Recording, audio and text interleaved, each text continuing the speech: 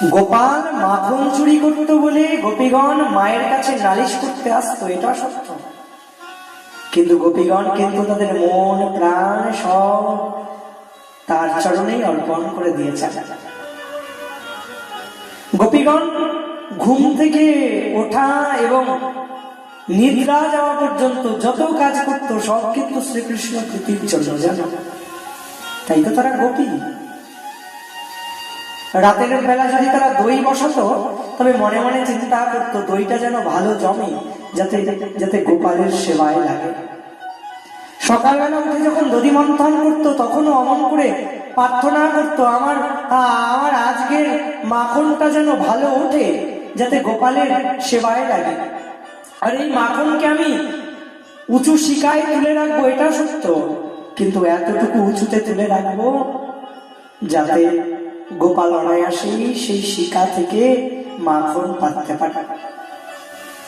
সবাই চাইতো জানো যে আমার ঘরে গোপাল চুরি করতে আসুক।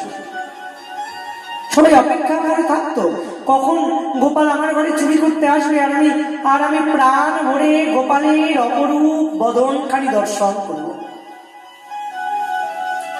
চুরি তো তাকে বলে যদি কারোর জিনিস না বলে কেউ নিয়ে নেয়, তবে সেটাকে চুরি করা বলা হয়। কিন্তু গোপাল তো আসলে চুরি করছেন। গোপাল তো আসলে গোপীগণের ইচ্ছা অনুসারেই তাদের ঘরে গিয়েছেন। মনোবাসনা তাদের যে আমার ঘরে গোপাল আসুক, আজ আমার ঘরে চুরি করুক, তাই তো গোপাল গিয়েছে। আর ভগবান চুরি করবেন কেন? যিনি বিশ্ব ব্রহ্মাণ্ডের মালিক, এই বিশ্বের সকল কিছুই যার সৃষ্টি, তার আবার চুরি করবার প্রয়োজন আছে কি? তিনি আসলে কি করছেন?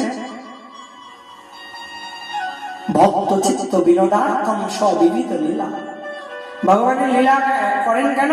ভগবান লীলা করেন ভক্ত চিত্তে আনন্দ প্রদান করবার জন্য, ভক্তগণকে আনন্দ দেবার জন্য ভগবানের সব লীলা হয়, ভগবান সব লীলা করেন। তাই চুরি লীলাটিও না সেই প্রকার লীলার মধ্যে পড়ে। জানো, ভগবান চুরি লীলার দ্বারা আসলে সব ভক্তকে আনন্দ দান করছেন, সব গোপীগণের মনোবাসনা পূর্ণ করছেন। যত যত গোপী মনে মনে চিন্তা করেছেন আমার ঘরে যদি একবার গোপাল আসতো, আমার ননি মাখন একবার যদি গোপাল গ্রহণ করত, তবে আমার ননি মাখন তৈরি করা সার্থক হতো। গোপাল সবার মনোবাসনা পূর্ণ করেছেন, সবার মনের ইচ্ছা পূরণ করে তিনি সবার ঘরে গিয়েছেন, আর সবার ঘরে গিয়ে তিনি চুরি করেছেন। তাই তো তিনি সবচেয়ে বড় চোর হয়েছেন। জানো, ব্রজে প্রসিদ্ধম নবনীত চৌরম, তার মতন চোর জগতে কেউ নাই। সাধারণ চোর তারা জড়জগতের সোনা দানা টাকা পয়সা এসব চুরি করে, কিন্তু আমার ভগবান চুরি করে জানো? আমার ভগবান ভক্তের হৃদয় চুরি করে। এমন চোর জগতে একজন নাই, এমন চুরি করবার সাধ্য আর কারণ নাই।